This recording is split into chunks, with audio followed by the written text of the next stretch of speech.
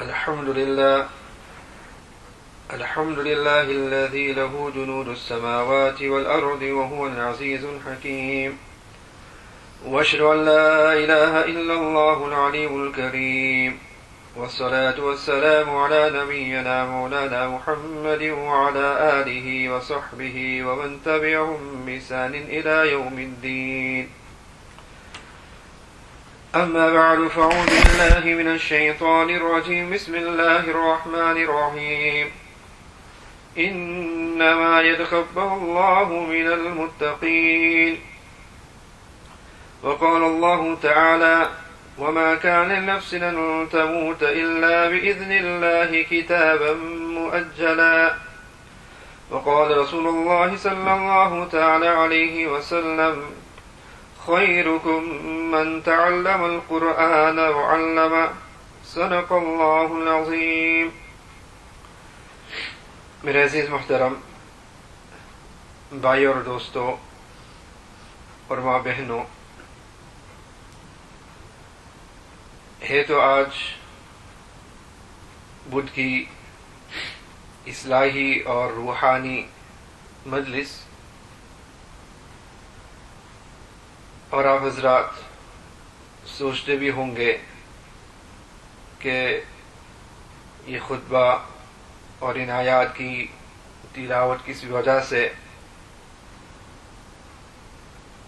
کیونکہ گزشتہ مجلس سے جو عنوان چل رہا تھا وہ چغل خوری اور جھوٹ پر بیان تھا، تو یہ مضمون اور ان آیات کی تلاوت کیوں؟ تو یہ شاید میں خود اپنے دل کی کیفیت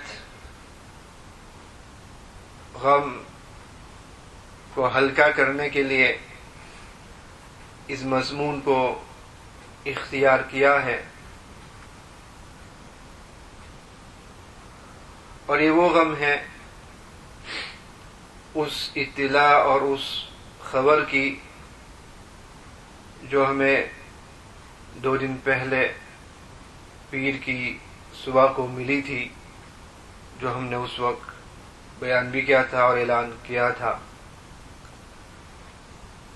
ایسی خبر جس نے ایسا اثر کر گیا اور دل پر خاص طور پہ جیسے تیز چھری سے دل کو زخم کیا گیا ہو، چار دیا گیا ہو، اور وہ زخم ابھی بھی اتنا ہی تازہ ہی ہے. بس اللہ تعالیٰ سے دعا کرتے ہیں کہ اللہ سبحانہ و تعالی اس کیفیت کو اور اس غم کو اور درد کو آسان فرمائے، کیونکہ کوئی بھی پریشانی پائیدار نہیں ہے، کوئی بھی خوشی پائیدار نہیں ہے. خوشی ہوتی ہے،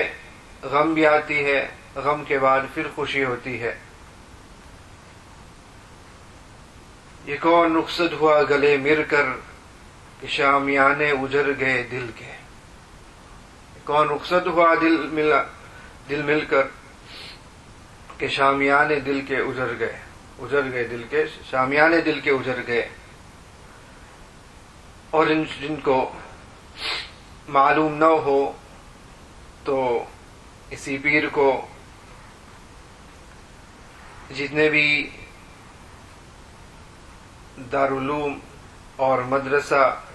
عربیہ اسلامیہ جنوبی افریقہ جو دارالعلوم ازہر سے معروف اور مشہور ہے، تو دارالعلوم کے جتنے بھی فضلاء ہیں اور جتنے سابقہ طلباء ہیں اور جتنے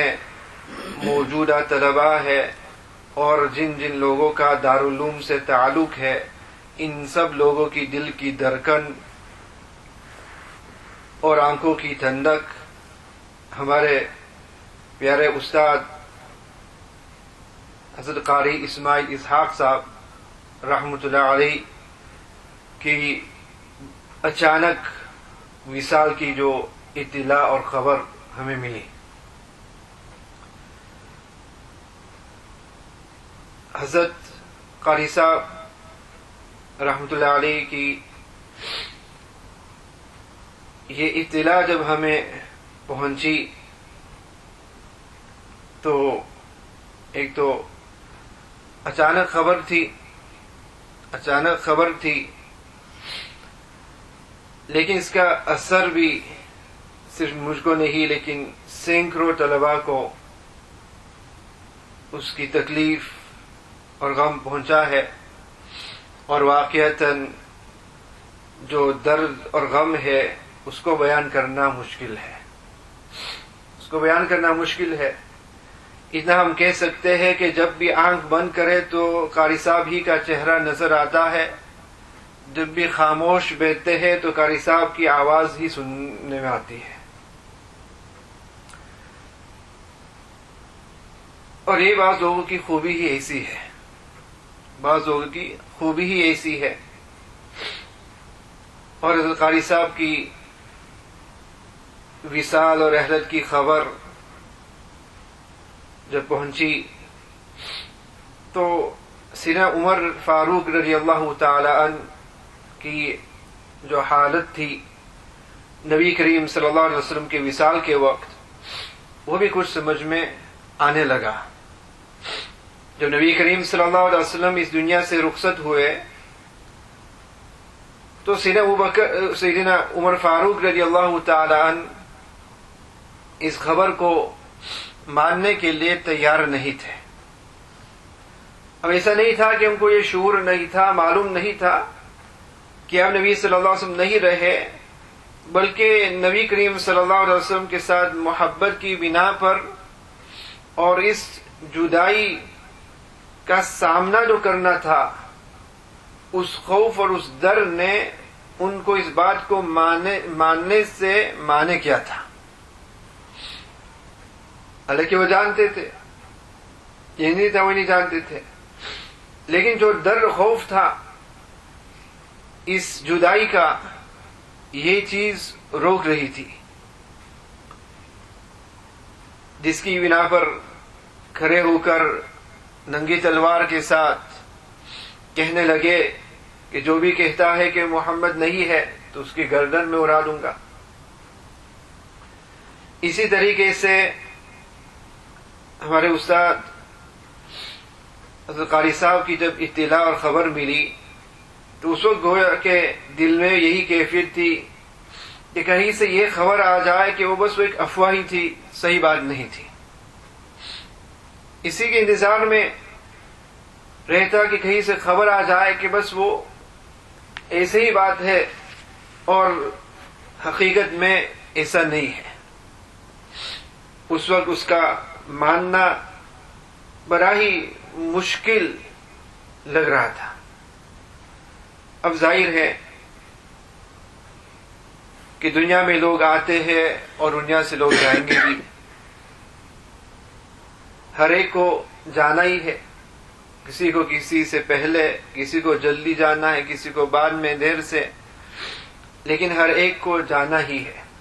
کل من علیہا فان ویبقى وجہ ربک ذو الجلال والاکرام.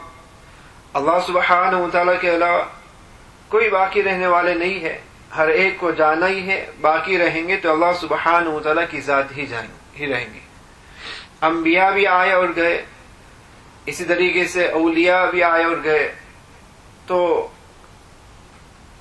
لوگ آئیں گے اور جائیں گے. تو اس بات نے پھر ہمیں اس خبر کو تسلیم کرنے پر مجبور کر دیا کہ اللہ سبحانہ وتعالی کا جو فیصلہ ہوتا ہے اس پر ہمیں خوش رہنا پڑتا ہے. اور اللہ سبحانہ وتعالی کی حکمت اللہ تعالی ہی جانتے ہیں. بس اسی خیال پر اور سوچ پر دل کو تسلی دے دیتے ہیں کہ اب قاری صاحب جو ہے رحمۃ اللہ علیہ اللہ سبحانہ و تعالی کے قرب میں پہنچ گئے اور اس دنیا کی سختیاں اور دنیا کے مصائب، تکالیف اور پریشانیاں سے دور ہو کر اس رب سے جا ملے جن کی کتاب اور جن کی کلام کی انہوں نے زندگی بھر خدمت کی۔ یہ آیت جو بھی میں نے تلاوت کی، انما یتقبل اللہ من المتقین، اللہ سبحانہ و تعالی متقین کے اعمال کو قبول فرماتے ہیں، ان کے اعمال میں سے اللہ تعالی قبول فرماتے ہیں۔ تو متقین میں سے اللہ سبحانہ و تعالی قبول فرماتے ہیں، اور لسان العرب میں ہے القبول، قبول کے بارے میں القبول من قبل شیء، کہ قبولیت کیا چیز ہے؟ قبولیت یہ ہے کہ جو انسان کسی چیز کو پسند کرے تو اس کو پسند کرنے سے اس نے اس کو قبول کیا ہے، چاہے وہ پسند کرنے کی وجہ حسن صورت ہو یا قبولیت کی وجہ حسن سیرت ہو، اچھا ظاہر ہو یا اچھا باطن ہو۔ کسی نے کسی کی صورت دیکھی، اس کو پسند آیا، کسی نے کوئی منظر دیکھا، اس کو پسند آیا، کسی نے کوئی جگہ دیکھی، اس کو پسند کیا، کسی نے کوئی مکان دیکھا، اس کو پسند کیا۔ تو جس نے جس چیز کو پسند کیا اس نے اس کو قبول کیا، اور اس کو پسند کرنے کی وجہ وجوہات میں سے یہ بھی ہوں گے کہ اس کی شکل صورت اچھی ہو، اس کی سیرت اخلاق اچھی ہو، کوئی نہ کوئی بات ہو جس کی وجہ سے آدمی اس کو پسند یا اس چیز کو پسند کرے۔ دنیا میں بھی یہی ہوتا ہے کہ اگر کسی کی صورت ہمیں پسند ہو ہم انہیں پسند کرتے، کسی کا اخلاق اور سیرت اچھا ہو تو ہم اس کو اس حسن اخلاق کی وجہ سے ہم ان کو پسند کرتے ہیں۔ یہ ہے قبول کرنا۔ اب ایک ہے انسان جس کو قبول کرے، اور ایک ہے وہ جس کو مولا قبول کرے۔ ایک تو جو انسان قبول کرے، ایک وہ جو اللہ سبحانہ و تعالیٰ قبول کرے، اور اللہ سبحانہ و تعالیٰ جس سے راضی ہو، اللہ سبحانہ و تعالیٰ جسے قبول فرماتے ہیں اور اللہ سبحانہ و تعالیٰ جسے پسند فرماتے ہیں، اللہ سبحانہ و تعالیٰ ان کی مقبولیت دنیا میں بھی عام فرما دیتے ہیں۔ حدیث پاک میں ہے کہ اللہ سبحانہ و تعالیٰ جس کو پسند فرماتے ہیں، سیدنا جبرائیل کو پکار کے کہتے ہیں کہ میں فلاں سے پسند کرتا ہوں، محبت کرتا ہوں، لہذا تم بھی سے محبت کرو۔ سیدنا جبرائیل آسمان والوں یعنی فرشتوں کو پکار کر کہتے ہیں کہ میں فلاں سے محبت کرتا ہوں، تم بھی سے محبت کرو، جس کی وجہ سے پھر وہ آسمان والے فرشتے دنیا میں اعلان کرتے ہیں، پکارتے ہیں دنیا والوں کو کہ اللہ تعالیٰ فلاں سے محبت کرتے ہیں، تم بھی ان سے محبت کرو۔ اور یہی حالت ان لوگوں کے ساتھ ہے جس سے اللہ سبحانہ و تعالیٰ ناراض ہوتے ہیں، جس سے اللہ سبحانہ و تعالیٰ کا غصہ ہو۔ تو ایسے بندے بھی ہے جس کو صرف دنیا والے قبول کرتے ہیں، اور ایسے بھی ہے جس کو اور جن کو اللہ سبحانہ و تعالی قبول فرماتے ہیں، اور وہ قبولیت کی وجہ سے دنیا والوں میں بھی ان کی قبولیت مقبولیت ہوتی ہے۔ کوئی باپ ہو تو باپ کے وصال اور انتقال پر رونے والے ان کے اولاد محدود ہوتی ہے۔ جتنے بیٹے ہو، اولاد جتنی ہو، وہ باپ کے وصال پر غم کریں گے اور روئیں گے، لیکن ان کی تعداد جو ہے محدود ہوگی۔ کسی کے 2 بیٹے ہو، 3 بیٹے ہو، 4 ہو، 5 6 7 جتنے اتنے ہو وہی روئیں گے۔ لیکن کوئی استاذ ہو تو وہ استاذ کے انتقال پر صرف 2-3 نہیں لیکن سینکڑوں اولاد اور روحانی اولاد ان کے ہوتے ہیں جو ان کو یاد کرتے ہیں اور جو ان کے وصال پر اور ان کی فراق پر جو ہے رونے والے ہوتے ہیں۔ یہ قبولیت کی ایک علامت ہے۔ یہ قبولیت کی ایک علامت ہے کہ کسی کے جانے کے بعد ان کی یاد آئے اور جن کی فراق پر لوگ تڑپے، یہ قبولیت کی علامت ہے۔ اور خاص طور پہ جب کہ ان کے ساتھ جو تعلق اور محبت ہو وہ فقط ایک دینی محبت و تعلق ہو، اور وہ محبت بھی صرف اللہ سبحانہ و تعالی کی رضا کے لیے وہ تعلق اور محبت ہو۔ وہ بیٹا وہ چاہے یا نہ چاہے باپ کے ساتھ اس کا رشتہ لازمی ہے، اگر وہ توڑنا بھی چاہے وہ رشتے کو وہ توڑ نہیں سکتا۔ باپ سے اگر وہ دور بھی ہو جائے، بات چیت بھی چھوڑ دے، لیکن پھر بھی وہ اسی باپ کا بیٹا رہے گا، اس میں اس کا کوئی اختیار نہیں۔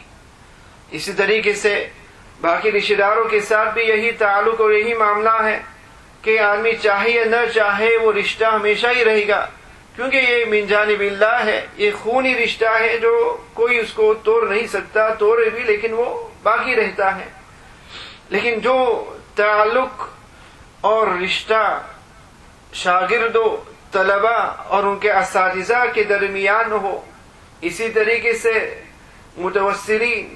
مسترشدین، مریدین اور ان کے شیخ کے درمیان ہو، تو یہ رشتہ اور تعلق فقط اللہ سبحانہ و تعالی کی محبت ہی کی بنا پر ہوتی ہے۔ اسی وجہ سے تو یہ جیسے نے کہا اساتذہ تو ہمارے بہت ہے، اور اللہ سبحانہ و تعالی ہر ایک کو قبول فرمائے اور ہر ایک کو اللہ تعالیٰ ان کی عمر میں برکت عطا فرمائے، صحت اور عافیت کے ساتھ۔ لیکن جیسے پیر کے دن کو میں نے کہا، بعض افراد ہی ایسے ہوتے ہیں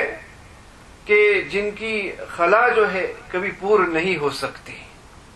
بعض افراد ہی ایسے ہوتے ہیں جو دلوں پر ایسا اثر کر جاتے ہیں کہ باقی لوگ وہ آ کے گزر بھی جاتے لیکن وہ اثر نہیں کر جاتے۔ بعض اللہ سبحانہ و تعالیٰ کے ایسے بندے ہوتے ہیں جن کو اللہ سبحانہ و تعالیٰ نے دین کے لیے قبول ہی اس طریقے سے کر دیا ہو، اور جن کے ذریعے سے اللہ سبحانہ و تعالیٰ بہت سے لوگوں کو فائدہ پہنچاتے ہیں۔ تو ہمارے استاد حضرت قاری اسماعیل اسحاق صاحب رحمۃ اللہ علیہ، یہ بھی انہی افراد اور انہی شخصیتوں میں سے ہے جن کو اللہ سبحانہ و تعالی نے قبول کیا تھا، اور اس قبولیت کی دلائل یا اس کی قبولیت کے آثار بھی نمایاں ہیں اور بہت ہے، نمایاں ہے اور بہت ہے۔ اور حضرت قاری صاحب رحمۃ اللہ علیہ کی زندگی ہی ایسی تھی کہ پوری زندگی انہوں نے بس قرآن کی، دین کی اور خاص طور پہ قرآن کی خدمت میں انہوں نے گزار دی تھی۔ ابھی میں اس لیے آپ کے سامنے یہ بیان کر رہا ہوں کہ جو حضرات ان سے واقف نہ ہو تو واقفیت بھی ہو جائے گی، اور بعض لوگ واقف ہوں گے کیونکہ ابھی گزشتہ سال ہی جب یہاں وہ باہر سے قراء حضرات آتے ہیں اور کچھ جلسہ قرات عنوان سے جلسہ ہوتا ہے، تو اس میں گزشتہ کچھ سالوں سے حضرت قاری صاحب کو بھی اس میں مدعو کیا گیا تھا، اور حضرت بھی اس میں، حضرت قاری صاحب اس میں تشریف لائے تھے گزشتہ سال وہاں بولتن میں غالباً جب جلسہ تھا، تو اس میں بھی حضرت قاری صاحب حاضر تھے اور وہاں پر بھی انہوں نے قرات سنائی تھی۔ تو یہاں کے لوگ بھی واقف تو ہوں گے، اور جو واقف نہ ہو تو یہ خود میرے لیے اور ہر ایک کے لیے بھی کہ ایسے لوگ آ کر چلے جاتے ہیں لیکن ہمیں ایک سبق دے کے جاتے ہیں، اور وہ سبق ہمیں اپنانا چاہیے۔ خاص طور پہ جو حضرت قاری صاحب رحمۃ اللہ علیہ کی جو طلباء ہے ان کے لیے خاص طور پہ جو ہے یہ بات بہت ہی اہم اور ضروری ہے، بہت ہی اہم اور ضروری ہے۔ حضرت قاری صاحب کے انتقال کے وقت جب میں نے اعلان بھی کیا تھا اور اس کے بعد دعا بھی کرائی تھی اور دعا میں کی تھی کہ اور اس میں یہ بھی کہا کہ اللہ سبحانہ و تعالیٰ قاری صاحب کی مغفرت عطا فرمائے. اب ظاہر ہے کہ یہ تو ہمیں کرنا ہی ہے. خود نبی کریم صلی اللہ علیہ وسلم نے ہمیں تلقین فرمائی کہ اپنے مسلمان بھائی کے انتقال کے بعد ان کی مغفرت کی دعا کرنی چاہیے. تو اس لیے ہم بھی دعا تو کرتے بھی ہیں اور اس وقت بھی دعا کی اور لوگوں سے درخواست بھی کی تھی, اعلان بھی کیا تھا دعا کے لیے, مغفرت کی دعا کے لیے. لیکن بار بار دل میں یہ آتا تھا کہ یہ ایسی شخصیت تھی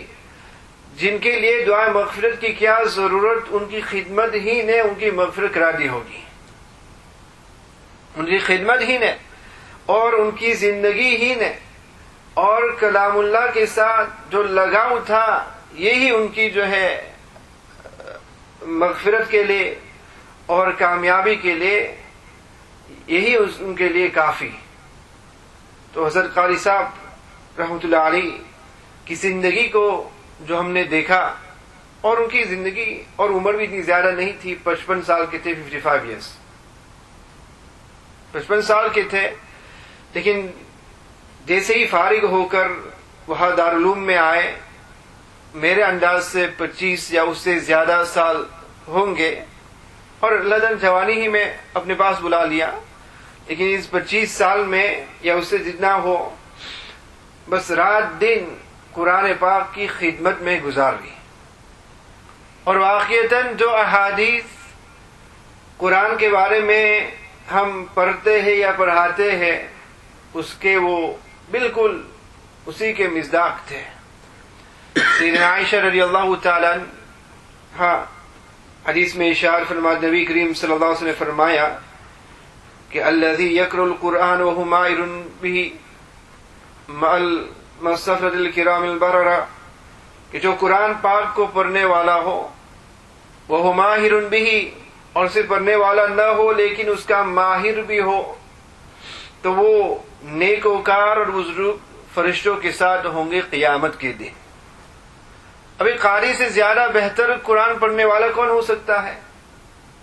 تو یہی جو نبی کریم صلی اللہ علیہ وسلم فرماتے ہیں کہ جو قرآن پڑھتا ہے وہ ماہر بھی, اور قرآن پڑھنے کا ماہر بھی ہو. اور حضرت قاری صاحب جو ہے قاری تھے, ماہر تھے, اور ان کے استاد بھی ان سے بڑے خوش تھے. دارالعلوم دابل, جامعہ دابل کے فاضل میں قاری احمد اللہ کے شاگردوں میں سے, یہاں تک کہ جو ہم نے سنا کہ جب وہ فارغ ہو کے آئے تھے, یہ 70s کی بات ہے, تو اس وقت شیخ عبدالباسط, قاری عبدالباسط کا بھی وہاں سفر تھا جنوبی افریقہ کا. تو اس جلسہ میں ابھی قاری صاحب تو بڑے جوان تھے, ابھی فارغ ہو کے آئے تھے, اور وہاں انہوں نے قرات سنائی تھی. تو شیخ قاری عبدالباسط بھی بڑے خوش ہو گئے تھے ان کی قرات سے, اور انہوں نے بھی ان کے لیے بہت دعائیں دی تھی. تو ظاہر ہے کہ ایک قاری دوسری قاری کی اس طریقے سے ان کی تعریف کرے, تو ماہرین تو وہی ہے, وہی جانتے ہیں کہ اس فن میں وہ کتنے ماہر ہے. اب آگے ایک اور روایت میں نبی کریم صلی اللہ علیہ وسلم اشارہ فرماتے ہیں کہ لا حسد الا اثنتین, کہ رشک, حسد یعنی یہاں رشک, دو آدمیوں کے سوا کسی اور پر رشک کرنا جائز نہیں ہے. ایک ہے نبی کریم صلی اللہ علیہ وسلم آیا رجل آتاہ اللہ القرآن وہو یقیم به آناء اللیل وآناء النہار, ایک تو وہ آدمی جس کو اللہ سبحانہ و تعالی نے قرآن دیا ہو اور اس پر وہ قائم ہو رات دن وہ قرآن پاک پر قائم ہو. وَرَجُلٌ آتَاهُ اللَّهُ مَالًا وَهُوَ يُنْفِقُ بِهِ آنَاءَ اللَّيْلِ وَآنَاءَ النَّهَارِ, اور دوسرا وہ آدمی جس کو اللہ تعالی نے مال دیا ہو اور اس کو وہ رات دن اللہ تعالی کے راستے میں اچھے کاموں میں اس کو صرف کرتا ہے, اس کو خرچ کرتا ہے. نبی کریم صلی اللہ علیہ وسلم فرماتے ہیں کہ یہ دو آدمی ایسے ہیں جس پر رشک کرنا جائز ہے, ان کے علاوہ کسی پر حسد یعنی یہاں رشک جائز نہیں ہے. تو یہاں نبی کریم صلی اللہ علیہ وسلم فرمایا رجل آتاہ اللہ القرآن, وہ آدمی جس کو اللہ تعالیٰ نے قرآن دیا ہو, وہ یقیم به, اور اس پر قائم ہو. قائم سے مطلب اس پر عمل کرنے والا ہو, اس پر ایک مطلب کہ وہ اس پر عمل کرنے والا ہو, آنا اللیل وانا النہار، رات دن جو ہے اس پر عمل کرنے والا ہو، اس پر جو ہے رشک کرنا ہمارے لیے جائز ہے، اور اس پر رشک کرنا چاہیے کہ کاش اللہ تعالی ہمیں بھی قرآن عطا فرمائے، قرآن کا علم عطا فرمائے، قرآن کے ساتھ وابستگی عطا فرمائے کہ رات دن ہم اسی کے پر قائم رہے۔ اب ایک مفہوم و معنی اس کا عمل کرنے کا ہے، اور دوسرا مفہوم اور معنی وہی جو ہم نے حضرت قاری صاحب رحمۃ اللہ علیہ کی زندگی میں ہم نے دیکھا کہ رات دن جو ہے بس یہی کلام اللہ اور کتاب اللہ کی تعلیم کی خدمت دیتے رہے۔ صدر قاری تھے دارالعلوم میں، جو قرات کا فن ہے اس کے صدر تھے، اور دارالعلوم ازہر کے جتنے بھی قراء وہاں سے فارغ ہوئے سب انہی کے شاگرد اور طلباء ہیں۔ اب قاری صاحب کا قرآن کے ساتھ مشغلہ اور اس کے ساتھ وابستگی کا یہ عالم کہ جسے اس وقت کہا کہ ایک تو وہ اساتذہ ہوتے ہیں جو اپنا جو مقررہ وقت ہوتا ہے اس میں آ کر بچوں کو طلباء کو پڑھایا اور دینی خدمت کر کے وہاں سے نکل گئے، لیکن قاری صاحب کا یہ معمول ہوتا تھا کہ جب بھی وقت ہو، فارغ وقت ہو، مدرسہ کا وقت ہو، جس وقت بھی ہو، تو بس قرآن کے ساتھ اور قرآن کی تعلیم میں، قرآن کی تعلیم میں، یہاں تک کہ جب فارغ اوقات بھی ہو یا شام کو جب نگرانی کا وقت ہو اور ان کی باری نہ ہو، پھر بھی قاری صاحب وہاں موجود ہوتے اور قرات کے طلباء کو بلا کر جو ہے ان سے مشق کراتے، فارغ وقت میں بھی ان سے مشق کراتے، جو بھی وقت ہو اس میں یا تو خود قرآن پاک کی تلاوت میں ہوتے تھے یا پھر طلباء کو جو ہے مشق کراتے تھے، اور پوری زندگی انہوں نے اسے ایسے ہی گزار دی۔ جیسے میں نے کہا اساتذہ ہر ایک کی شان الگ ہوتی ہے، ہر ایک کا مقام بھی الگ ہوتا ہے، ہر ایک کی خدمت بھی الگ ہے، لیکن قاری صاحب کی یہ بات اس لیے میں کر رہا ہوں کہ قاری صاحب جو ہے صرف استاد نہیں تھے اور صرف دارالعلوم کے نائب محتمم نہیں تھے، لیکن جیسے کہا کہ طلبوں کی دل کی دھڑکن تھی کہ انہوں نے جس طریقے سے اور جس جذبے سے، یعنی جو وفاداری اور جو جانساری کا جذبہ دکھایا، ہم نے جیتے جی ایسی مثال نہیں دیکھی۔ ایسے افراد ضرور ہیں، اور ایسے افراد، ایسے اساتذہ اور ان سے بھی بہتر اساتذہ ضرور ہوں گے، لیکن میں ایسے افراد اور ان کی بات کر رہا ہوں جن کو میں نے خود دیکھا ہے، جن کا ہمارے ساتھ تعلق ہے، اور ہر ایک کی زندگی میں کوئی نہ کوئی ایسا ہوتا ہے جس کو آدمی اپنا ایک رول ماڈل جس کو اختیار کرتا ہے، جس کو ایک نمونہ بناتا ہے کہ ان کی زندگی دیکھ کر میں بھی اپنی زندگی میں کچھ لاؤں۔ تو میں نے جو ہے طالب علم کے زمانے سے حضرت قاری صاحب کی جو پابندی تھی اور جو قربانی تھی اور دارالعلوم کے ساتھ جو ان کی فکر تھی، یہ واقعتاً میرے لیے جو ہے ایک سبق تھا، واقعی ایک سبق۔ کہا یہ نہیں کہ صبح اتنے گھنٹے سے اتنے گھنٹے تک آ کر جو ہے خدمت کر کے چلے گئے، لیکن رات دن ہم نے دیکھا کہ وہی مدرسہ میں ہوتے ہیں، رات دن وہی مدرسے میں ہوتے، فارغ اوقات میں بھی مدرسے میں، چھٹیوں میں بھی ہم نے دیکھا کہ مدرسے میں ہی ہوتے تھے، اور ویکینڈ کو بھی مدرسے میں ہوتے تھے۔ اتنا لگا اور اتنا فکر دارالعلوم سے، یہاں تک کہ یہ مبالغہ نہیں کہ جب بھی دارالعلوم ازہر کا نام لیا جائے، جو جتنے طلباء ہیں سب سے زیادہ اور سب سے پہلے جو ہے قاری صاحب ہی کو یاد کریں گے، کوئی بھی طالب علم نہیں ہوگا، اور جو طالب صرف ایک دن بھی وہاں اسے گزارا ہوگا، چاہے اس کو کسی استاد کا نام یاد نہیں ہوگا، لیکن قاری صاحب کا نام ہر ایک کے زبان پر، اور کسی کو قاری اسماعیل کہنے کی ضرورت نہیں، بس قاری صاحب کوئی بھی طلباء نہیں ہوں گے جو قاری صاحب سے واقف نہیں، کیونکہ ان کا اثر تمام بچوں طلباء کے ساتھ تھا، کیونکہ دل میں طلباء کی بے حد محبت تھی، شفقت تھی، اور ہمیشہ طلباء کی فکر مند رہتے تھے۔ ایسے نگراں، یہ ان کی فطرت ہی ایسی تھی، ایسے نگراں کہ جو بھی بچے نماز میں حاضر نہ ہو ان کو معلوم کہ فلاں طلبہ نماز میں حاضر نہیں، جن طلباء کے بال بھی تھوڑے زیادہ لمبے ہو جائے وہ بھی قاری صاحب کے فوراً کی نگاہ میں آ جائے اور دھیان میں آ جائے، تمام طلباء پر نگرانی ان کی۔ جسے کہا کہ یہ ایسی چیزیں تھی جو ان کی جو ذمہ داری سے اس سے بھی زیادہ وہ خدمت کرتے تھے دارالعلوم کی، یہ وابستگی اور یہ لگاؤ دارالعلوم کے ساتھ تھا کہ اپنے فارغ اوقات میں، جسے کہا کہ فارغ اوقات میں، اور میں نے یہ خود دیکھا ہے چھٹیوں میں جب طلبہ وہاں سے چلے گئے اور مدرسہ میں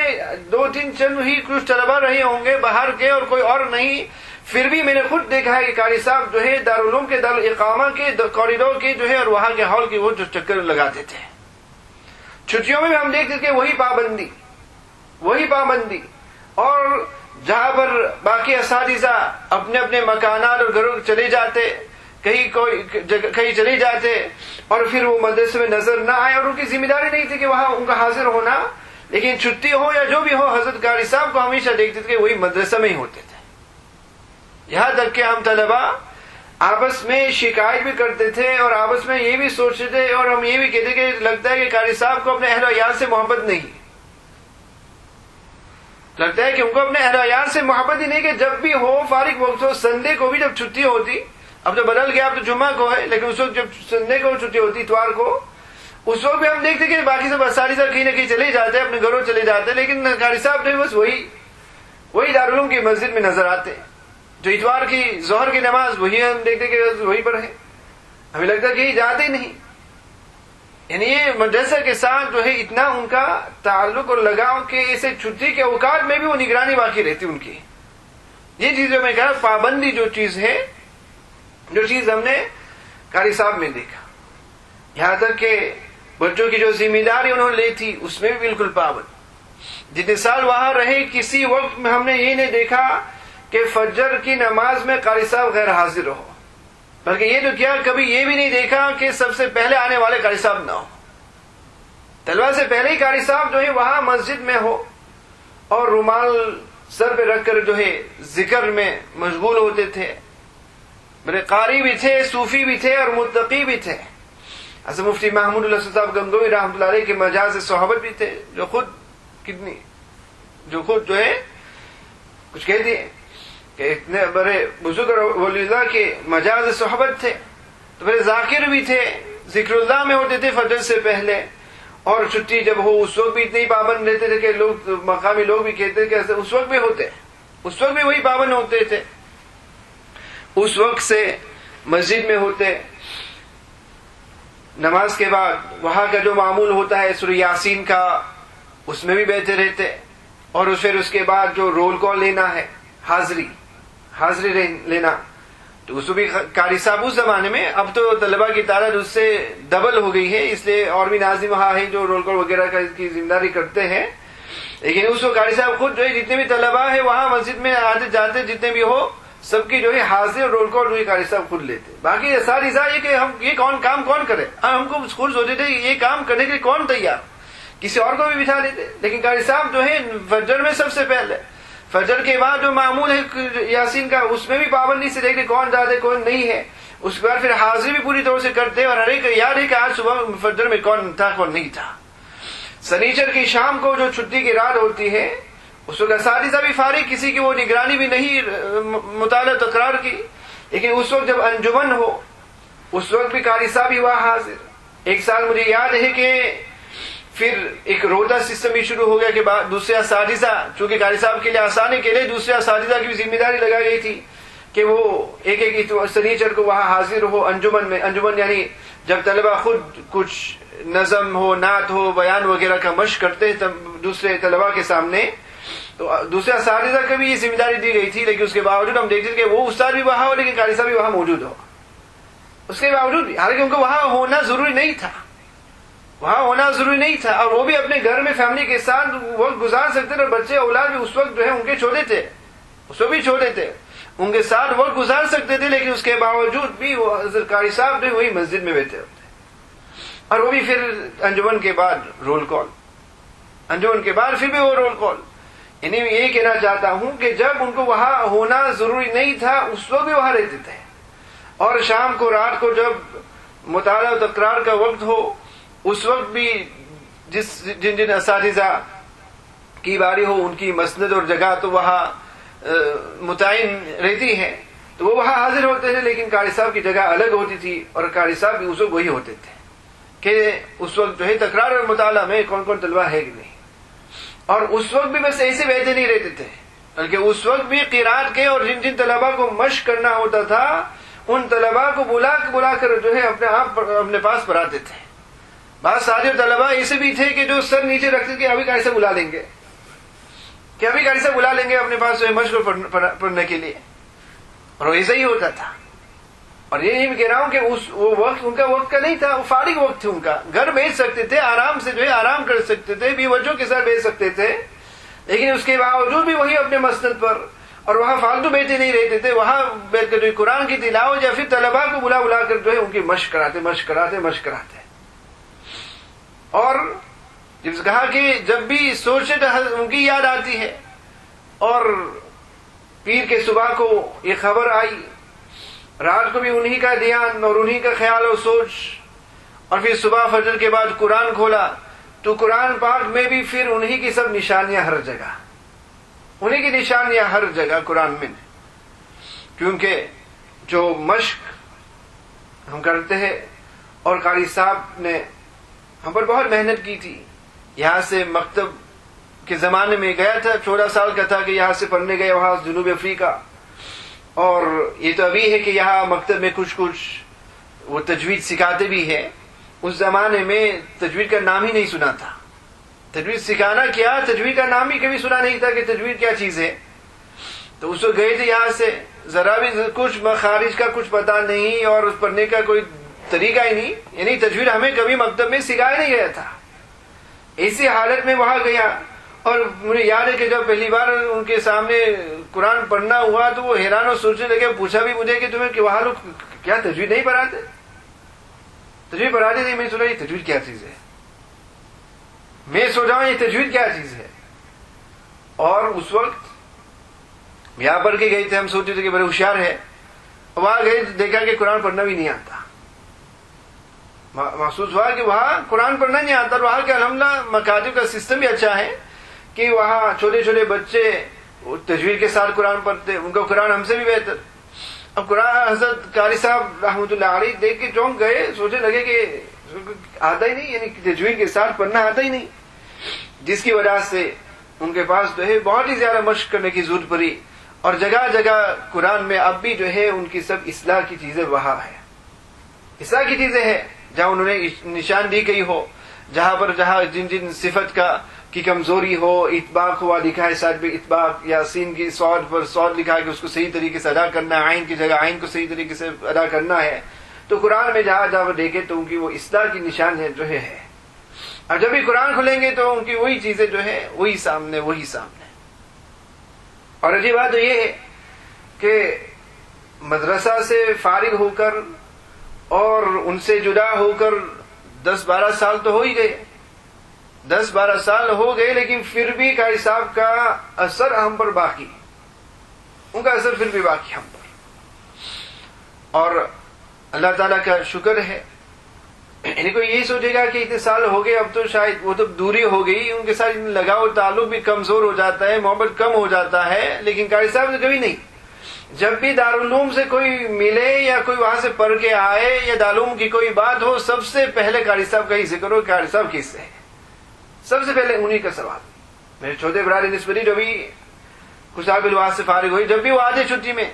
سب سے پہلے اور سب سے زیادہ تذکرہ جو ہے سب ایک ایک کر کے سب اساتذہ کا حال ہم پوچھتے ہیں، اور ان کے بارے میں معلومات ملتا ہے کہ ان کی کیسے حالتیں کیا ہے، کیا پڑھاتے ہیں، ابھی وہی کتابیں پڑھاتے یا کچھ اور کتابیں پڑھاتے وغیرہ۔ لیکن سب سے پہلے اور سب سے زیادہ جو بات چیت ہوتی ہے وہ قاری صاحب کے بارے میں ہوتی ہے، یعنی یہ اثر انہوں نے تمام طلباء بلکہ اور بھی کچھ طلباء سے بات چیت یا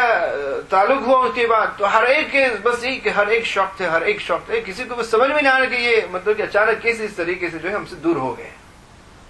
جیسے ہم سے اچانک ہی دور ہو گئے، یعنی یہ اثر تھا ان کا۔ اور اللہ سبحانہ و تعالیٰ کا فضل ہے کہ ابھی 2 سال پہلے جب عمرہ کے لیے گیا تھا تو وہاں حضرت قاری صاحب سے ملاقات ہوئی، اس وہاں کی بھی چھٹیاں تھی، اور ہمارے ایک اور استاد حضرت مولانا موسیٰ پتیر صاحب دان برکات، ان سے پہلے ملاقات ہوئی، اور انہوں نے کہا کہ قاری صاحب بھی آئے ہوئے ہیں، اور اساتذہ بھی تھے، کہا کہ قاری صاحب بھی آئے ہیں۔ اس وقت جیسے انہوں نے کہا کہ قاری صاحب آئے ہیں تو میں نے دعا کی، اور نماز کے بعد بھی میں نے دعا کی کہ اللہ تعالیٰ دور ہی دور سے لیکن قاری صاحب کی زیارت نصیب فرما، اتنے دیر میں ملاقات ہو نہ ہو لیکن بس ان کی زیارت بھی ہو جائے، 10 سال ہو گئے ان کے، اگر کم از کم زیارت بھی ہو جائے تو یہ بھی کافی ہے۔ اور ہوا یہی بھی کہ ایک جگہ جانا ہوا کہ میں نے دیکھا قاری صاحب وہاں کھڑے ہیں، اور قاری صاحب سے جو ہے روبرو ملاقات ہوئی، لیکن موقع بھی ایسا تھا اور جگہ بھی ایسی تھی جہاں زیادہ بات چیت نہ کر پائے، لیکن ملاقات تو بہرحال ہوئی، اور قاری صاحب بھی دیکھ کر ملاقات سے بڑے خوش ہوئے، میں نے سوچا اتنے سال میں بھول بھی گئے ہوں گے، لیکن بھولے نہیں، بلکہ فوراً دے کر کہا کہ وزن کافی بڑھ گیا، فوراً دے کے کہا کہ وزن جو ہے کافی بڑھ گیا تمہارا، یہ بھی کہا کہ لیکن اچھے لگ رہے ہو، 2-3 بار کہا کہ اچھے لگ رہے ہو، اور آپ کی جو کام کر رہے ہیں اکیڈمی کی خبریں اور رپورٹ جو ہے ہمیں ملتی رہتی ہے، چند لوگ جاتے تو کوئی خبریں دیتے رہتے اساتذہ کو، تو ان کا علم بھی تھا ان کو، اور بڑے خوش تھے، اور واقعی بس ان کو دیکھ کر بہت ہی سرور اور بڑی خوشی ہوئی۔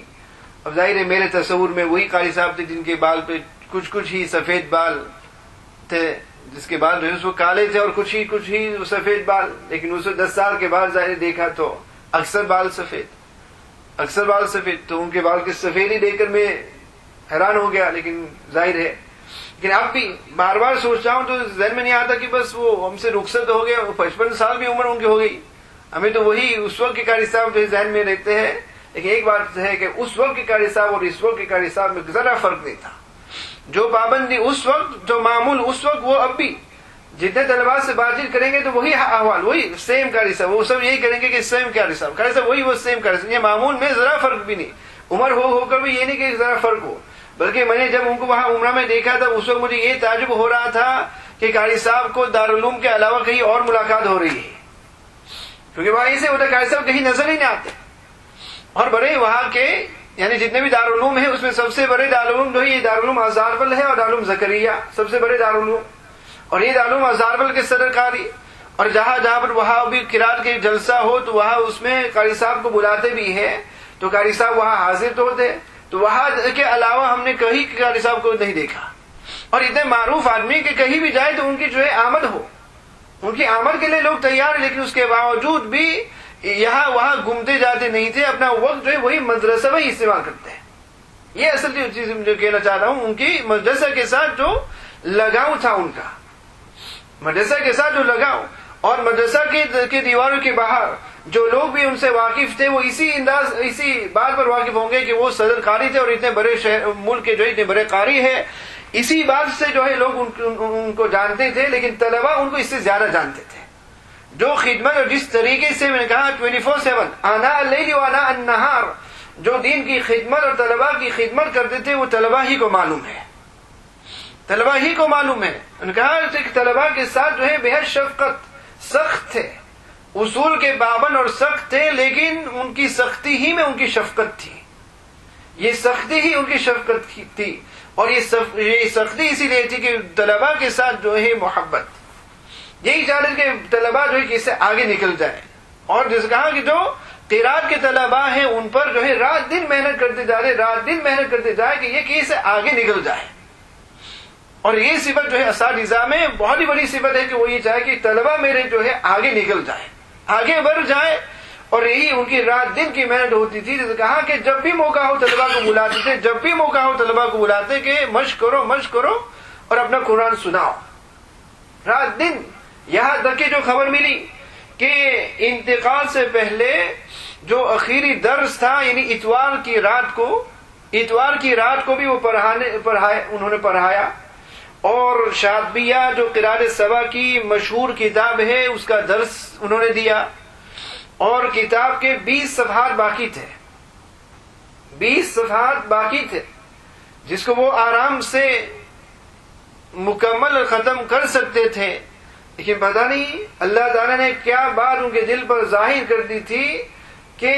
عام معمول کے خلاف قاری صاحب نے طلباء کو اصرار کیا کہ یہ کتاب مجھے آج ختم کرنی ہے،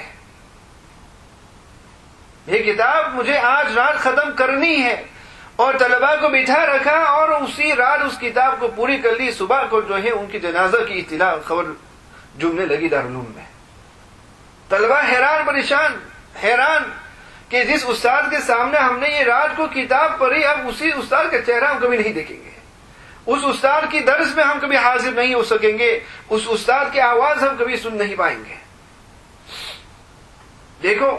آدمی جس طریقے سے زندگی گزارتا ہے، اللہ تعالیٰ ان کی موت بھی ایسے ہی لاتے ہیں۔ اللہ تعالیٰ ان کے جذبات کی بھی قدر کرتے ہیں۔ جو آدمی اتنا پابند کہ ایک دن بھی ناگاہ نہیں بلکہ فارغ وقت کو بھی ناگاہ نہیں کرتا، تو اللہ تعالیٰ کو یہی پسند نہیں کہ ان کی کتاب ادھوری یا نامکمل رہ کر جو ہے وہ دنیا سے رخصت ہو جائے۔ اللہ تعالیٰ نے وہ کتاب بھی ان سے پوری کرا دی کہ ان کا جب یہ رات دن کا مشغلہ تھا تو اس کی قدر کر کے اللہ تعالیٰ نے وہ پابندی موت کے وقت بھی باقی رکھی کہ وہ کتاب مکمل کر کے دنیا سے رخصت ہوئے۔ اور اگر وہ باقی رہتی تو معلوم نہیں کون ایسا استاد ہو سکتا جس کے دل پر ایسا پتھر ہو جو اس کتاب کو مکمل کر بھی پا سکتے ہیں۔ اگلے دن پیر کے دن کو خود ہمیں کتاب پڑھانا اتنا مشکل تھا، ہماری کتابیں پڑھانا اتنا مشکل بھاری تھا۔ اور جسے کہا ذکر کے بڑے پابند تھے، اور انہوں نے دم بھی توڑی لا الہ الا اللہ پر، دم بھی توڑی، انہوں نے زور سے آرام سے انہوں نے لا الہ الا اللہ کہہ کر انہوں نے جو ہے دم توڑی تھی۔ کہا یہ ایسے حضرات ہے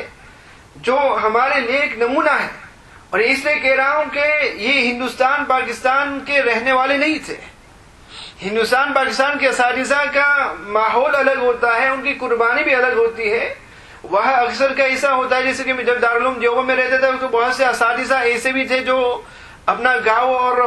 اپنی بستی تو الگ ہی ہے، لیکن وہ مدرسہ کے کسی کمرے میں رہتے تھے اور چھٹیوں میں ہی گھر جاتے، تو ان کا ماحول الگ ہی ہوتا، ان کی قربانی الگ۔ لیکن یہاں تو میں جنوبی افریقہ کی بات کر رہا ہوں جہاں لوگ اپنے فیملی کے ساتھ رہتے ہیں، جو لوگ وہاں جاتے ہیں اور جو کو معلوم ہے وہاں عیش آرام کی زندگی ہے، وہاں تفریح کی زندگی ہے، آدمی موج مزہ بھی کر سکتا ہے وہاں۔ تو وہاں جتنے اساتذہ وہ اپنے فیملی کے ساتھ رہنے والے ہیں، تو قاری صاحب بھی وہاں کے بورن آف بریڈ ہے۔ ہندوستان پڑھنے گئے تو یہ نہیں کہ باہر سے تھے، وہاں کے رہنے والے، ان کی فیملی وغیرہ سب بھی وہاں، ان کے بھی جذبات ہوں گے، ان کے بھی تفریحات کے جذبات ہوں گے، لیکن اس کے باوجود بھی جیسے کہا کہ زندگی انہوں نے وہی دارالعلوم کے چار دیوار کے اندر جو ہے انہوں نے گزاری۔ یہ ان کی پابندی اور مدرسے کے ساتھ لگاؤ، اور یہی چیز جو ہے پابندی جو میں عرض کر رہا ہوں، یہ وہ چیزیں ہیں جو ہمیں اپنی زندگی میں لانی چاہیے کہ یہ لوگ جنہوں نے قرآن کو سیکھا، خیرکم من تعلم القرآن وعلمہ، اسی فن میں رہے۔ سب سے بہتر نبی کریم صلی اللہ علیہ وسلم فرماتے ہیں کہ وہ جو قرآن سیکھتے ہیں اور سکھاتے ہیں، قرآن سیکھا انہوں نے اور بہترین طریقے سے قرآن کو سیکھا اور بہترین طریقے سے جو ہے مرتے دم تک جو ہے قرآن سکھاتے رہے، پڑھاتے رہے۔ دینی کام میں اور دینی خدمت میں زندگی انہوں نے اس طریقے سے خبر گزار، اور ان کا مرتبہ بھی کتنا اعلیٰ کہ نبی کریم صلی اللہ علیہ وسلم سیدنا عبداللہ بن عمر بن عاص رضی اللہ تعالیٰ کی روایت میں ہے کہ ایسے لوگوں کا مرتبہ بھی اتنا بلند ہوگا قیامت کے دن، یقول لصاحب القرآن اقرا وارتقی ورتل کما ترتل فی الدنیا، ایسے صاحب قرآن کو اور ایک اور روایت میں حامل قرآن کو کہا جائے گا قیامت کے دن کہ قرآن کو پڑھو، اس کو پڑھو اور چڑھو، اور جس انداز سے جس طریقے سے دنیا میں تم قرآن کو پڑھ رہے تھے اس طریقے سے تم پڑھتے جاؤ۔ فإن منزلتك عند آخر آیتك ان ختم آیتها کہ اور تمہارا منزل اخیری منزل اس مقام پر ہوگا جہاں پر تمہاری تلاوت اور قرات ختم ہو۔ اب یہاں اس حدیث میں اصل چیز کیا ہے؟ نبی کریم صلی اللہ علیہ وسلم نے یہ نہیں فرمایا کہ حافظ القرآن، نبی کریم صلی اللہ علیہ وسلم فرمایا یقول لصاحب القرآن لحامل القرآن، کہ صاحب قرآن کو یہ کہا جائے گا، صاحب قرآن، حافظ القرآن نہیں، ورنہ قرآن کا حفظ کر لینا یہ ہے بہت بڑی چیز اور بہت ہی فضیلت کی چیز ہے، لیکن صاحب قرآن ہونا الگ چیز ہے اور حافظ قرآن ہونا الگ چیز ہے۔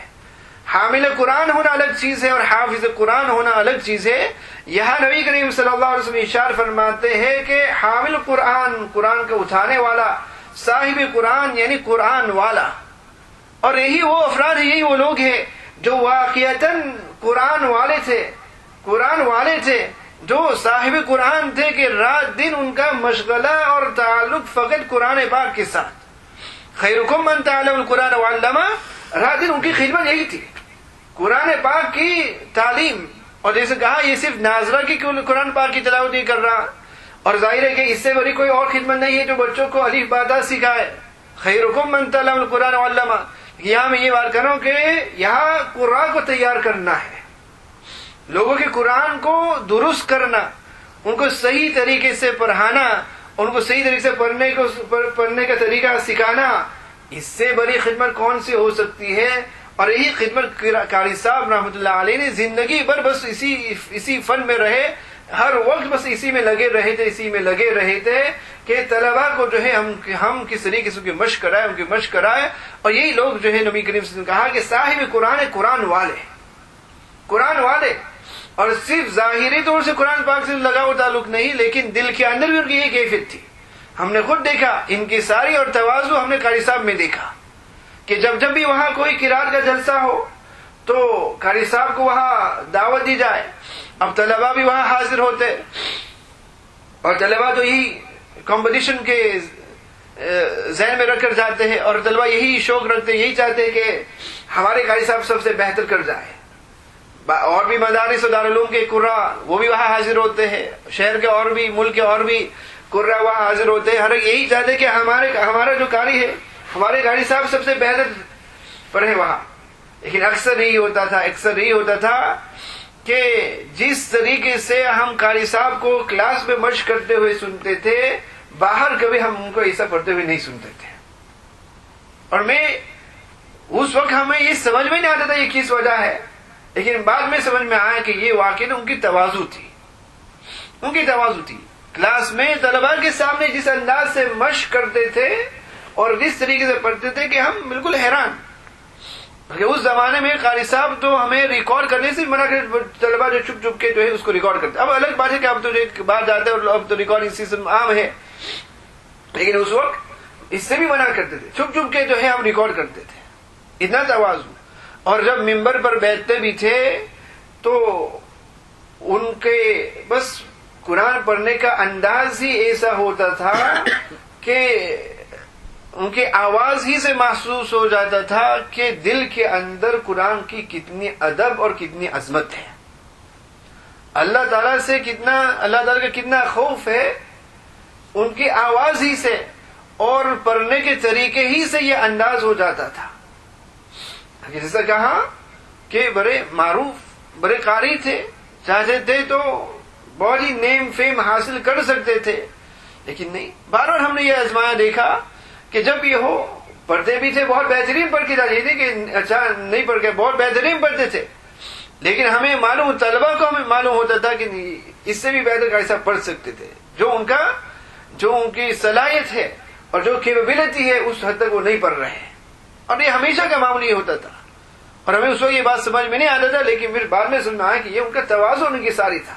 اور جب بھی قرآن کے پاک کے سامنے بیٹھتے تھے تو بڑے ادب کے ساتھ جو ہے قرآن کے سامنے بیٹھتے تھے، ہر ان کی جتنی بھی کتابوں اس سب پر جو ہے اس کو کور کیا ہوتا تھا، اس پر کور کیا ہوتا، گرین کلر کا کور ہے، اور وہی جو کور وہ ڈالتے تھے، میں نے بھی وہ کچھ کتابوں پر ڈالا تھا، تو وہ گرین کور کا جو کور ہے وہی ان کی کتابوں پر ہوتی، تو سب کتابوں پر بھی اس طریقے سے اس کو کور کر کے اور بہت ہی ادب کے ساتھ جو ہے قرآن کے سامنے جو ہے بیٹھتے تھے۔ یہ قرآن کے ساتھ محبت اور لگاؤ اور تعلق، تو یہ ایسی چیزیں ہیں جو ہم نے، ہمارے استاد جس کا کہ جوان تھے، اتنی زیادہ عمر نہیں تھی، اور ہم نے اوروں سے سنا ہے کہ جس ڈیڈیکیشن کے ساتھ، جانساری کے ساتھ انہوں نے خدمت دی، ایسے ہی وہ طالب علمی کے زمانے میں بھی ایسے ہی پابند اور ڈیڈیکیٹڈ تھے۔ ڈیڈیکیشن بہت ضروری چیز ہے، اور یہی چیز میں اپنے دارالعلوم کے اور ہمارے یہ عالم کلاس کے طلباء کو بھی بار بار کہتا ہوں کہ جو عادتیں طالب علمی کے زمانے میں ہوتی ہے وہی بعد میں بھی سان میں رہتی ہے۔ جو بری عادتیں اس وقت ہو وہ بعد میں بھی نہیں جاتی مشکل سے، اور جو اچھی عادتیں ہو وہ بعد میں آدمی کو کام میں آئے۔ تو جو چیزیں اور جو اچھی باتیں ہم نے قاری صاحب میں دیکھی تھی، تو ہم نے یہ سنا کہ طالب علم کے زمانے میں بھی اتنے ہی پابند تھے، اپنے فارغ اوقات میں بھی خوب جو ہے مشق کرتے تھے، اور بہت محنت انہوں نے اپنے فارغ اوقات میں بھی کی، اور اس وقت بھی فارغ وقت کو قربان کیا، بعد میں بھی وہی فارغ وقت کو قربان کرتے گئے۔ جو ڈیڈیکیشن کے ساتھ انہوں نے اس وقت طالب علم کے زمانے میں پڑھا تھا وہی ڈیڈیکیشن کے ساتھ انہوں نے بعد میں پڑھایا بھی ہے. تو یہ صفتیں ہمیں ہمارے اندر بھی ڈالنا چاہیے. جس کہا کہ ایسے لوگ آگے چلے گئے, انہوں نے اپنی آخرت بنا دی, ان کی آخرت بنا دی. ان کے لیے تو کوئی زندگی بھر یعنی باقی کوئی ان کے لیے ایصال ثواب کے لیے مستقل طور سے کوئی عبادت یا کوئی تلاوت کوئی نہ بھی کرے, انہوں نے ایسا لیگسی ایسا کارنامہ چھوڑ کے گئے ہیں کہ وہ تو ان کو صدقہ جاریہ برابر ملتا رہے گا. دنیا بھر میں ان کے ایسے شاگرد ہوں گے جو قرات سنائیں گے, جو قرآن پاک سنائیں گے, جو قرآن کو صحیح پڑھیں گے, جو دوسرے لوگوں کو بھی سنائیں گے پڑھائیں گے اور ان کو سکھائیں گے, جن کا ثواب جو ہے ان کو وہاں مل رہا ہے قبر میں. یعنی کوئی ایسا کام کر کے گئے, ایسا لیگسی چھوڑ کے گئے. آدمی یہ سوچے گا کہ پوری زندگی بس ایسے انہوں نے کبھی آرام نہیں کیا, تفریح نہیں کی, بس قربانی کرتے رہے. لیکن اب جو ہے مرنے کے بعد جو ہے وہ رنگ لاتا ہے مرنے کے بعد. اور اسی پیر کی رات کو جب صبح پھر فجر میں آنکھ کھلی تو اٹھتے ہی حضرت قاری صاحب کو یاد کیا میں نے, اور اس وقت ہی میں نے سوچا کہ ہم ابھی سو کے اٹھ گئے اور رات کی نیند بھی اتنی مزیدار نہیں تھی. لیکن اب جو ہے قاری صاحب جو ہے نومۃ العروس, اب قاری صاحب جو ہے وہاں اپنے قبر میں جو ہے آرام کی نیند سو رہے ہوں گے, آرام کی نیند. اتنی قربانی کر کے جو ہے اب وہ آرام کی نیند سو رہے. ہم لوگ یہی چاہتے کہ ابھی سے ہم آرام کریں. ہم تو یہی چاہتے کہ بس ابھی ہماری زندگی ایسی ہو کہ بس آرام ہی آرام ہم کریں, کچھ کرنے کے لیے تیار نہیں, کچھ قربانی کرنے کے لیے تیار نہیں, دن کی خدمت کرنے کے لیے تیار نہیں. یہ ایسے لوگ تھے جو زندگی پر پوری زندگی انہوں نے بس دین کی خدمت کرتے رہے, آرام کی پرواہ نہیں کی. اب جب اللہ تعالیٰ کے یہاں مل گئے, اب جو ہے قبر میں وہ آرام کر رہے ہیں, وہ اب آرام کر رہے ہیں. جس طریقے سے دلہن اپنی رات کو سوتی ہے, دلہن جس آرام سے سوتی ہے رات کو, اسی طریقے سے عالم دین رخصت ہوتے دنیا سے, قبر کے اندر ان کی نیند اور ان کا سونا جو بھی ہے نومۃ العروس اسی طریقے سے کسی دلہن کی نیند کی طرح ہوتی ہے, بڑی آرام سے. ان کو اب فکر نہیں, ان کو اب وہ فکر نہیں کہ ہمیں طلباء کو پڑھانا ہے, ان کو اب وہ فکر نہیں کہ سال کا اختتام آ رہا ہے کتابیں ہمیں مکمل کرنا ہے, یہ فکر بھی نہیں. ان کو یہ فکر نہیں کہ ہمیں فلاں مدرسہ کی یہ ڈیوٹی دینا ہے, ہمیں دین کا فلاں کام کرنا, جو خدمتیں تھی جس کی وجہ سے ان کی آرام بھی ایک طرف کر دی, قربانی کر دی, انہوں نے اپنے آپ کو دین کے لیے وقف کر دیا تھا. اب وہ کوئی ذمہ داری نہیں, وہ کوئی فکرے بھی نہیں, اب بالکل جو ہے بغیر فکر کے جو ہے بالکل آرام کی نیند جو ہے وہ قبر میں سو رہے ہیں. ہم اور آپ جب جائیں گے تو ہمیں تو جانے سے پہلے فکر ہوگی کہ وہاں کیا ہوگا, قبر میں بار بار فکر ہوگی کہ آئندہ کیا ہوگا ہمارے ساتھ. اب یہ لوگ جو ہے قربانی کر کے اور دین کی کام کی خدمت کر کے گئے, جس کی وجہ سے اب ان کے لیے جو ہے آخرت میں آرام ہی آرام ہے. جیسے کہا اگر کوئی ایصال ثواب نہ بھی کرے لیکن پیچھے جو ہے ایسا کارنامہ چھوڑ گئے, ایسے افراد چھوڑ کے گئے جن کا خود ان کا دینی خدمت کرنا ہی ان کے لیے جو ہے وہاں ذخیرہ آخرت بن گیا, ان کے لیے صدقہ جاریہ بن گیا. اور ہمیں بھی چاہیے کہ ہم بھی زندگی میں جتنی زندگی اللہ تعالیٰ ہمیں دے, کس کو کیا معلوم, نہ جانے بلانے پیا کس کری کہ رہ جائے تختی کری ہی کری, جتنا وہ اللہ تعالیٰ نے دیا ہمیں تو کوئی ایسا کارنامہ ہم بھی کر جائے, ایسی کوئی خدمت کر جائے جس کی بنا پر ہماری دنیا اور آخرت بھی بن جائے, اور ہمارے مرنے کے بعد لوگ ہماری تعریف کرے, ہمیں یاد کرے, ہماری نیکیوں کو یاد کرے, ہمارے دین کی خدمت کو یاد کرے, ہماری قربانیوں کو یاد کرے, اور ہمارے جانے کے بعد جو ہے ان کے اعمال ہمارے لیے جو ہے ذخیرہ بن جائے, اور ان کے اعمال ہمارے نجات کا ذریعہ بن جائے, ان کے اعمال ہمارے لیے جو ہے صدقہ جاریہ کا ذریعہ بن جائے. ایسا کوئی کارنامہ اور ایسا کچھ ہم چھوڑ کے جائیں, اور یہ ایسے افراد ہیں جو کہاں کہ یہ چھوڑ کے گئے, اور زندگی بھر قاری صاحب کی جو وفاداری دارالعلوم کے ساتھ,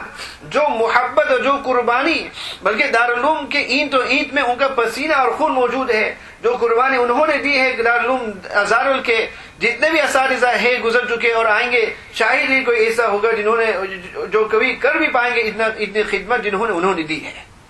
جب تک دارالعلوم ازارل رہے گا اور دارالعلوم ازارل آباد ہی رہے گا, اللہ تعالیٰ اس کو آباد رکھیں گے. اور یہ دنیا کا دستور یہی ہوتا ہے کہ ایک آدمی جاتا ہے, اس کی جگہ میں کوئی اور آ ہی جاتا ہے. اللہ تعالیٰ دارالعلوم کو ایک نیول بدل عطا فرمائے, اللہ تعالیٰ ان کی جگہ پر کوئی کسی اور کو بھی نائب بنا دیں گے. لیکن جیسے میں کہا کہ کچھ افراد, اور یہ بھی سب نہیں, کچھ افراد, کچھ ایسے جواہرات ایسے ہوتے ہیں جس کو آدمی اس کو ریپلیس نہیں کر سکتا، جس کا بدل ملنا مشکل ہے. خلا پور ہو سکتا ہے لیکن مکمل طور سے پور نہیں ہو سکتا. اسی منصب پر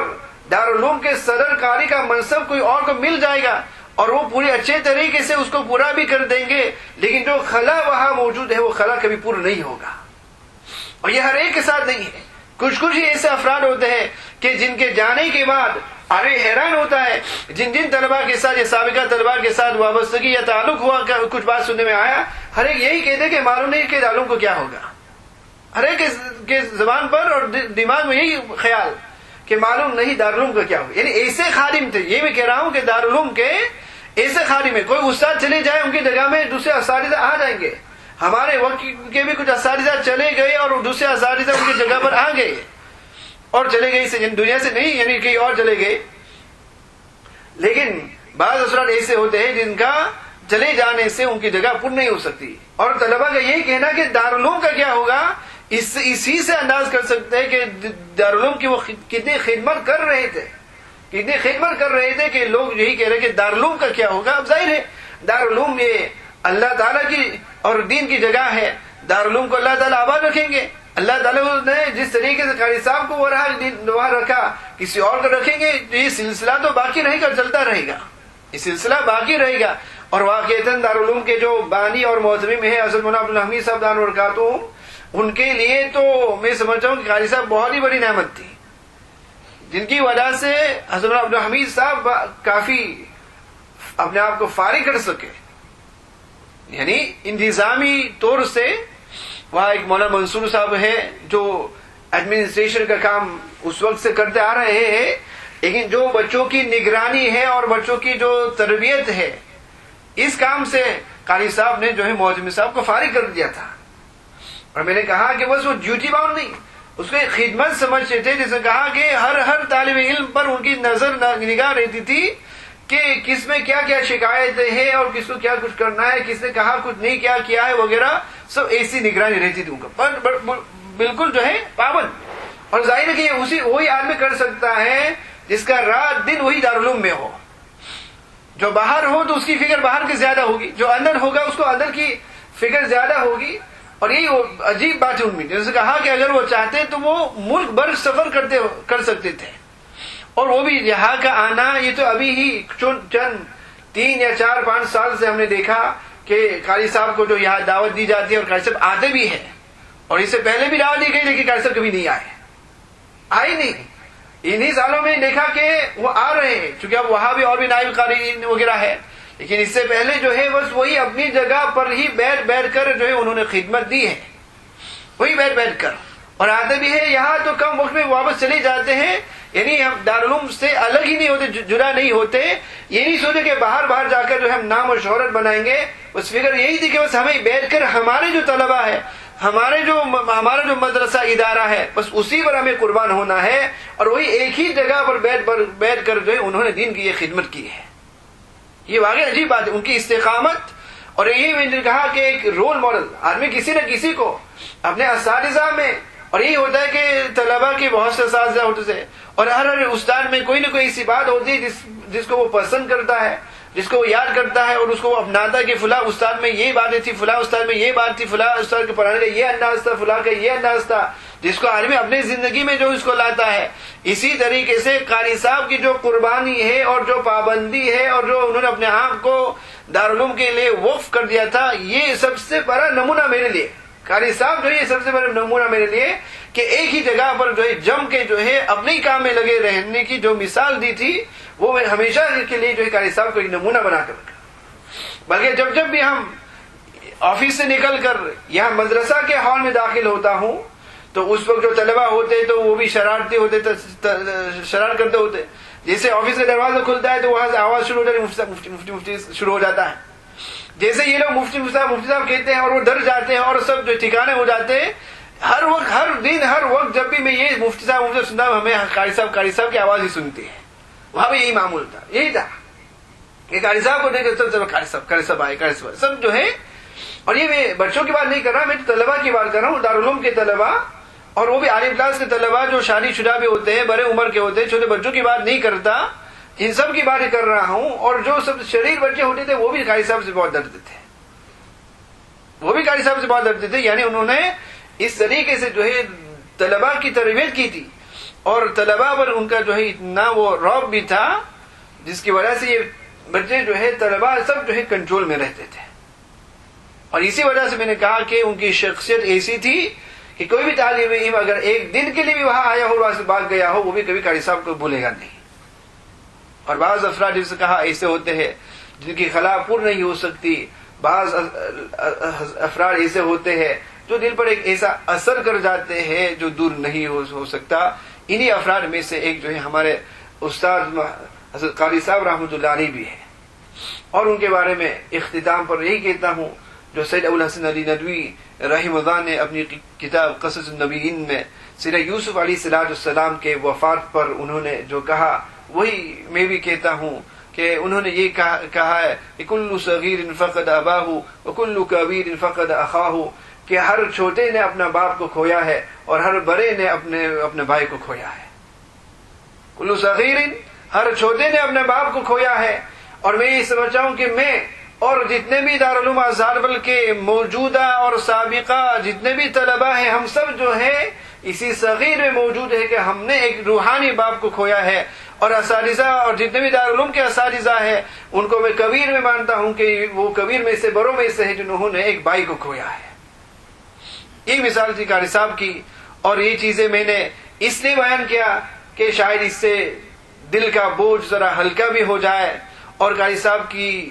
کچھ اچھی باتیں بھی آپ کے سامنے آ جائے، اور ان سے جو ہے خود ہمیں بھی ایک انسپریشن حاصل ہو جائے. خود مجھے بھی، میرے لیے بھی، چونکہ اب بھی جو ہے یہ ماننے میں یعنی بہت ہی مشکل لگ رہا ہے کہ اب قاری صاحب نہیں رہے. میں نے کہا اب تو 10 سال کی دوری ہو گئی، اتنے سال گزر گئے، لیکن اس کے باوجود بھی قاری صاحب ہماری زندگی کا ایک جز تھے. جتنے بھی اساتذہ ہیں ان کا احسان مند ہے، ہم تمام اساتذہ ہماری زندگی کا جز ہے اور بہت ہی بڑا جز ہے. لیکن سب میں سب سے زیادہ جو ہے قاری صاحب کا جو وجود تھا، ان کا اثر سب سے زیادہ. اور ان کے جانے سے اگر بظاہر ہم تو دارالعلوم میں ابھی نہیں پڑھ رہے کہ اس کا ہمیں اس کا کوئی اثر محسوس ہوگا، انتظامی طور سے وہاں کچھ ہوگا. اب تو ہم دور ہوئے ان سے، لیکن اس کے باوجود بھی ہمیں ان کا خلا محسوس ہو رہا ہے یہاں پر. پھر بھی ہمیں لگتا ہے کہ ایک شخصیت جو ہے ہم سے دور ہو گئی، ایک سایہ ہم سے دور ہو گیا ہے، جس کا اگرچہ ان سے اتنا اب تعلق نہیں رہا، اس بنا پر کیا وہ ہم طلباء ان کے نہیں رہے، طلباء یعنی وہاں تعلیم کا سلسلہ باقی نہیں رہا. لیکن اس کے باوجود بھی جو ہے یہ بار بار ہی جب بھی زخم تھوڑا بڑھ جاتا ہے، فوراً ہی پھر وہ یاد آ جاتے ہیں کہ اب کبھی ہم ان کے بارے میں کسی کو پوچھ ہی نہیں سکیں گے، کسی سے ان کے بارے میں پوچھ نہیں سکیں گے، ان کی کوئی معلومات نہیں آئے گی، یعنی وہ اب ہے ہی نہیں. اور وہ اس دنیا سے کتنے جلدی رخصت ہو گئے. انہیں سے کہا کہ اللہ تعالیٰ کی مرضی تھی، اور اس کے سامنے ہم ذرا بھی کوئی چوچرا نہیں کر سکتے. اللہ تعالیٰ کی جو مرضی ہے اسی پر ہم راضی رہتے ہیں، اور اسی پر ہمیں راضی رہنا ہی چاہیے، لیکن واقعتاً ہم لوگوں کے لیے اور وہاں کے طلباء کے لیے، مدارس کے لیے، مدرسہ کے لیے جو ہے یہ بہت ہی بڑا خلا ہے، اور بہت ہی بڑی شخصیت ہے جو ہم سے دور ہو گئی. بلکہ اسی پیر کے روز وہاں کے جو ریڈیو اسٹیشنز ہوتے ہیں ساؤتھ افریقہ کے، جو انٹرنیٹ پر بھی آتے رہتے ہیں، لوگ سنتے رہتے ہیں،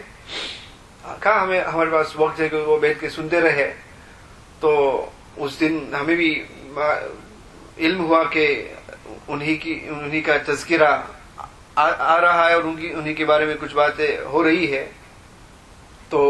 کچھ وقت آفس میں تھا، تو اس وقت میں نے اس کو آن کیا کہ اس وقت کے لیے دیکھتے کچھ ہے کہ نہ ہو تو بند کر دیں گے.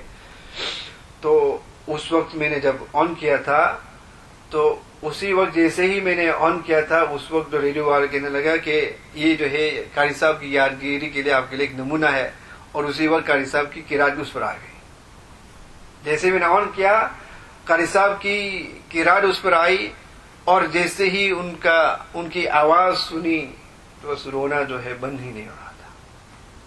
دارو قطار جو ہے بس، یعنی یہی خیال سوچ پر کہ اب وہ آواز کو ہم لائیو نہیں سنیں گے. وہی آواز جس کو طلباء طرف دے لہٰذا طلبا ڈرتے تھے، خاص طور پہ جو ہے طلبا کو بھائی کہتے تھے، بھائی سے کہتے تھے، اور ایک خاص انداز ہوتا تھا ان کو، یا تو آپ کو معلوم ہے کہ